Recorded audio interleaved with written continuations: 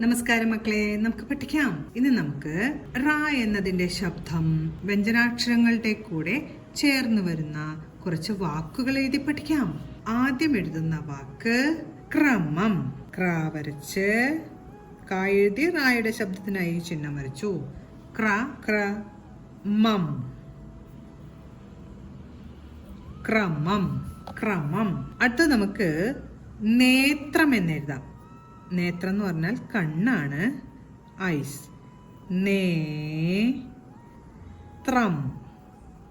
ത്ര എഴുതി അമ്മിന്റെ ചിഹ്നം. നേത്രം നേത്രം. അടുത്ത നമുക്ക് പ്രാണി എന്നെഴുതാം.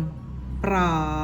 പാ വരച്ച് റായുടെ ശബ്ദം ചേർന്ന് വരാനായി ഈ ഒരു ചിഹ്നം ചേർത്തു. പ്ര എന്നായി.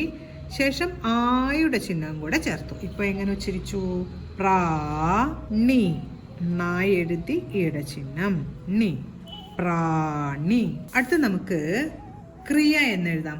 ക്രിയ. ആദ്യം കാ വരച്ച് റായുടെ ശബ്ദം കായോടൊപ്പം ചേർന്ന് വരാനായി ഒരു ചിഹ്നം ചേർത്തു. ക്ര എന്നായി. ഈയുടെ ചിഹ്നം ചേർക്കുമ്പോൾ ക്രി എന്നായി. ക്രിയ.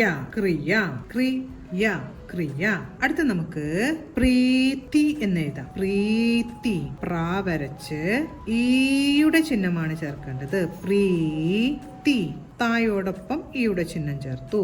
പ്രീതി. പ്രീതി. അടുത്തത് നമുക്ക് ശ്രുതി എന്നെഴുതാം. ഷായോടൊപ്പം റായുടെ ശബ്ദത്തിനായി ഈ ഒരു ചിഹ്നം ചേർത്തു. ശ്ര എന്ന് ഉച്ചരിക്കാം. ഇനി ഉ എന്നതിന്റെ ചിഹ്നം കൂടെ ചേർത്തു. ശ്രു എന്ന് ഉച്ചരിച്ചു. ശ്രുതി. ശ്രുതി. ശ്രുതി.